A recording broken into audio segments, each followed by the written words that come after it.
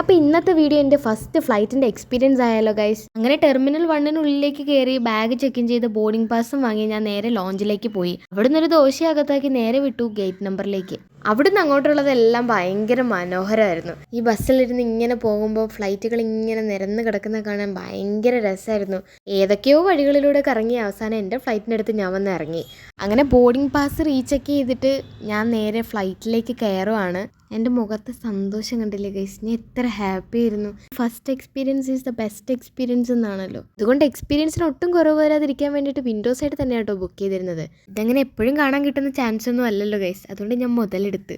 फर्श पर लगी प्रकाशमान पट्टियां आपको निकटतम निकास तक पहुंचने में सहायता करेंगी. അങ്ങനെ ചേച്ചിയുടെ അനൗൺസ്മെന്റ് ഒക്കെ കഴിഞ്ഞപ്പോഴത്തേക്കിനും ഫ്ലൈറ്റ് നേരെ ടേക്ക് ഓഫ് ആയിട്ടോ. അങ്ങനെ ഇൻസ്റ്റയിലും യൂട്യൂബിലും ഒക്കെ ഓരോരുത്തർ പോയ വീഡിയോസ് ഇട്ടപ്പോൾ കൊതിച്ച കാര്യങ്ങളൊക്കെ എൻ്റെ കൺമുമ്പിൽ കണ്ടപ്പോൾ ഐ വാസ് റിയലി ഹാപ്പി. ആ സന്തോഷം അധികം നേരം നിന്നില്ല കേട്ടോ. ഫസ്റ്റ് ടൈം ആയതുകൊണ്ടാണോന്നറിയില്ല, ചെവിയിൽ ആകെ പ്രഷർ കയറിയിട്ട് ഭയങ്കര വേദനയായിരുന്നു ഗൈസ്.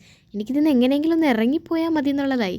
പിന്നെ പച്ചപ്പൊക്കെ കണ്ടപ്പോൾ മനസ്സിലായി കേരളം എത്തിയെന്ന്. അങ്ങനെ കയറിയതിനേക്കാളും സ്പീഡിൽ വേഗം ഇറങ്ങി ഞാൻ എങ്ങനെയോ ബസ്സിൽ കയറിയിരുന്നു. ഓരോരുത്തരുടെ എക്സ്പീരിയൻസ് വേറെ വേറെ അല്ലേ. പിന്നെ എത്രയും വേഗം എനിക്ക് അമ്മേനെ കണ്ടാൽ മതിയെന്നായി. കണ്ടാലും വേദനയുടെ ഭാവമൊന്നും അടിക്കരുത് കേട്ടോ, ഫുൾ ഹാപ്പി ആയിരിക്കണം. അങ്ങനെ വേഗം ബാഗ് കളക്ട് ചെയ്ത് ഞാൻ പുറത്തിറങ്ങി. ഞാൻ അങ്ങനെ റീച്ച് ചെയ്തിരിക്കുകയാണ് ഗൈസ് എൻ്റെ അമ്മേൻ്റെ കൂടെ. ഞാൻ ആദ്യം മുതൽ അവസാനം വരെയുള്ള സ്റ്റോറി അമ്മയോട് പറയുന്നിടം വരെ എനിക്ക് സമാധാനം ഉണ്ടാവില്ല. എൻ്റെ സന്തോഷത്തിന് അമ്മയ്ക്കൊരു കേക്കൊക്കെ വാങ്ങിക്കൊടുത്ത് ഞങ്ങൾ നേരെ വീട്ടിലോട്ട് പോയി. അപ്പോൾ ഇന്നത്തെ വീഡിയോ ഇത്രേ ഉള്ളൂ. Bye bye.